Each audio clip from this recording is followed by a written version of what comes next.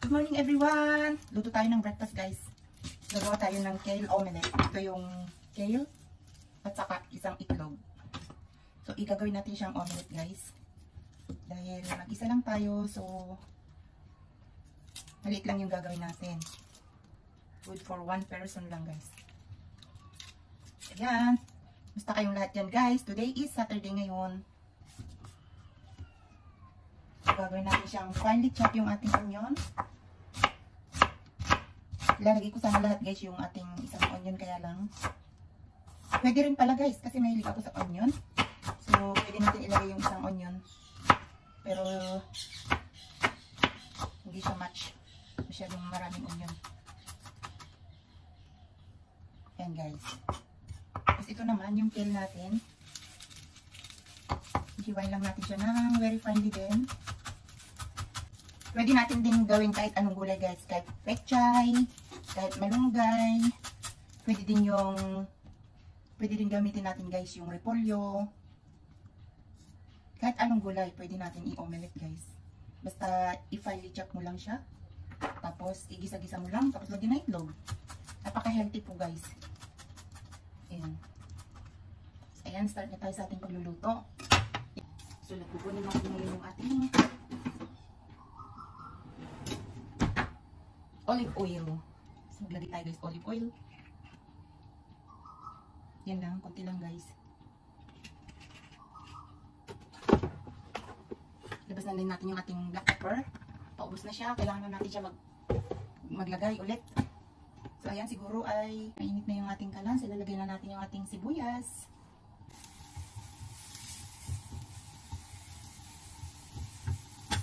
So, konti lang. Konting salt lang guys. Yan. Yan. Guys, ilagay na natin yung kale.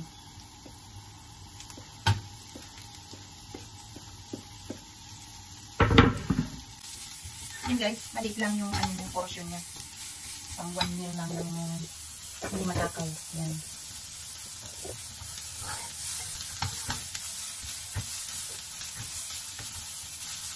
Lagyan na natin yung itlog.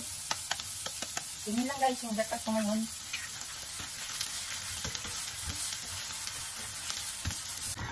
Maganda itong kawali guys kasi hindi siya dumidikit kahit konti lang yung oil.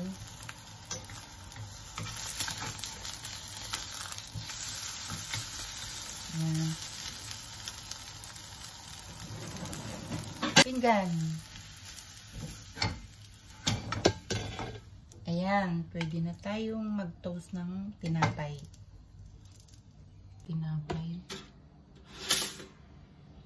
Ayan guys. Pwede na yung ating bread. So, gawa naman tayo ngayon ng ating cappuccino guys. Ayan. So, buksan natin yan dyan. Dito guys. Pindutin natin yan para mag-on.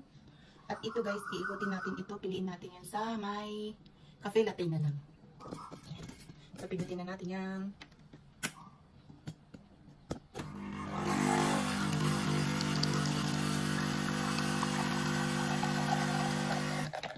Yan. So, maglalagay naman tayo ngayon guys ng milk. Dito naman guys ay yung milk. So, ganyan lang kaliit. At ipipress ulit.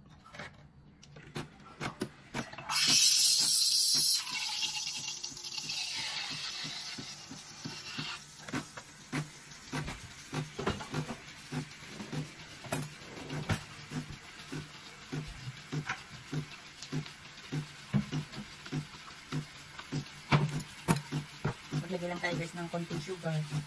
Brown sugar.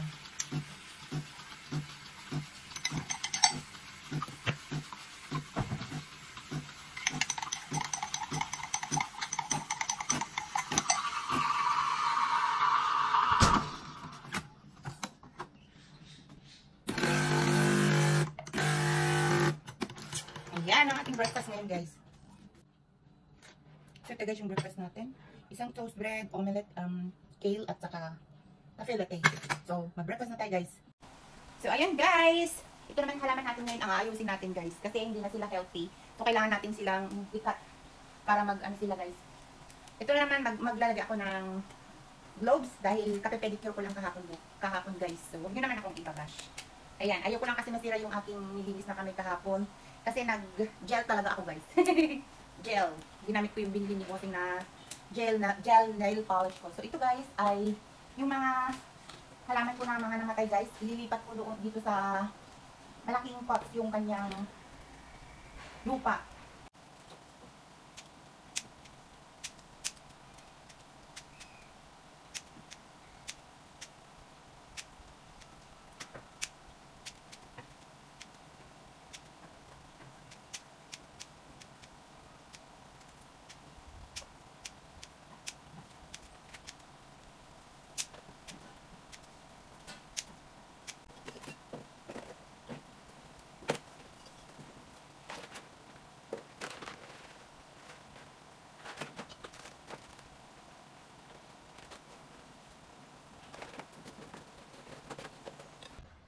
So, ito naman guys yung ating nilutuin na hands natin. Breast chicken ito guys. So, yung isang buong manok na binili ko, tinanggal ko yung breast, tinanggal ko yung taba-taba. At itutoast lang natin ito guys sa pan. Parang iihawin lang natin siya guys. Lalagyan lang natin siya ng black pepper and salt, at saka herbs. Tapos yun na lang ang ating ihalo sa salad. So, ito guys. Meron pang natitirang bones. Trying hard na nagda-diet guys. Ayan, konting salt lang para hindi natin siya mapaalat. Lagyan din natin siya ng herbs para meron lang siyang aroma. Para meron naman siyang mabango-bango. Ayan, sa kabila din. So, ayun guys. Mabaguhin natin ang lifestyle natin. Dati kung makakain tayo, para na tayong bibitayin kinabukasan. Ngayon naman guys, gugutumin natin ang sarili natin.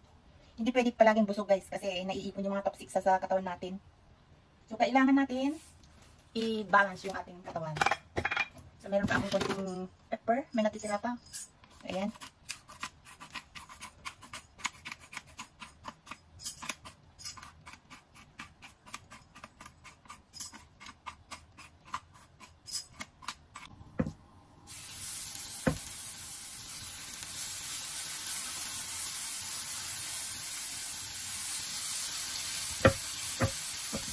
Kunti lang na olive oil.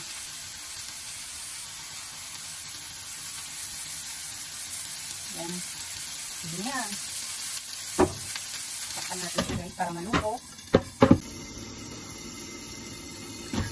Ayan na guys. Yan lang sa dito.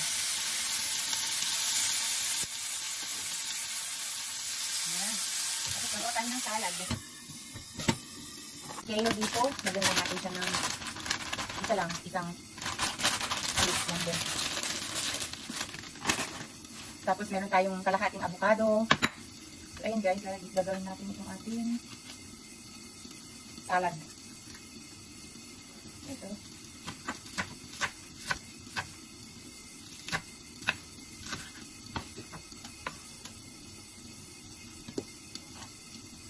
Ito guys. Gagawin natin siya ng konting cucumber. Talagang nagtitipid ako guys kasi hindi ko inuubos yung isang cucumber. Yan lang. Para meron tayong gagamitin sa susunod.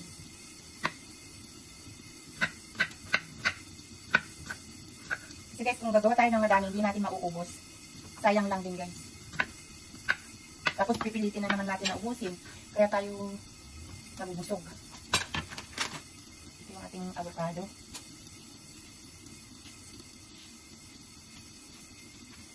Kailangan tayong kumain ng masustansya guys. Kahit nagda-diet tayo, kailangan pa rin natin. Lagyan lang natin ng 3 tomato guys. Nasan ko lang siya konti. Ayan. Pang-garnish lang natin. Lalagyan din natin siya guys ng sibuyas. Ayan.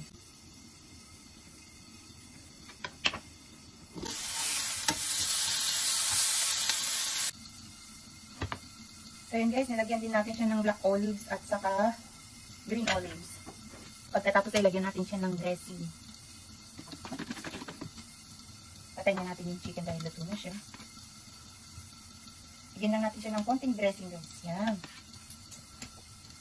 At yung ating chicken,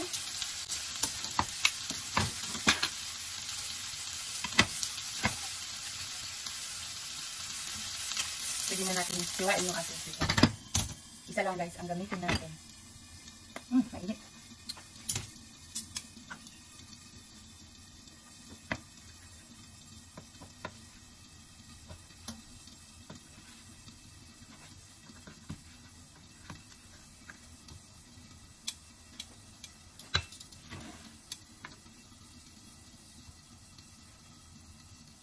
So, ayan guys, yung ating lunch for today.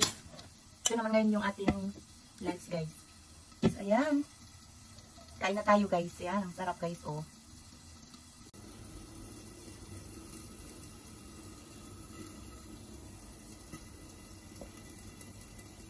So, ito guys, kakain na tayo ng lunch. Ito po yung ating lunch ngayon. So, start our lunch na.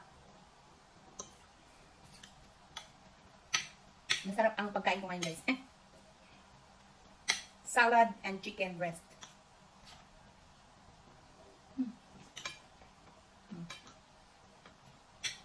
Masarap guys. So yummy. Chicken.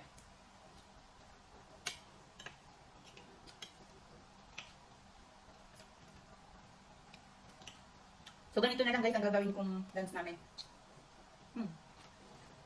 Sarap. Yung chicken ko guys, hindi siya maalat, hindi din siya matabang. Tamtaman lang siya. So yun, at saka juicy pa siya guys, oh, juicy. Masarap.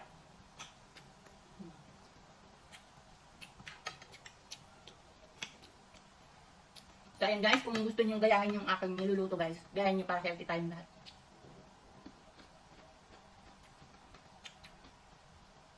Hindi tayo papayat kaagad pero make sure na healthy yung kinakain natin guys. Yun. Yun ang importante. Kasi pag magkakayod na tayo talagang dami tayong mararamdaman. Thank you for watching and God bless everyone guys. Ito kain tayo ng prutas.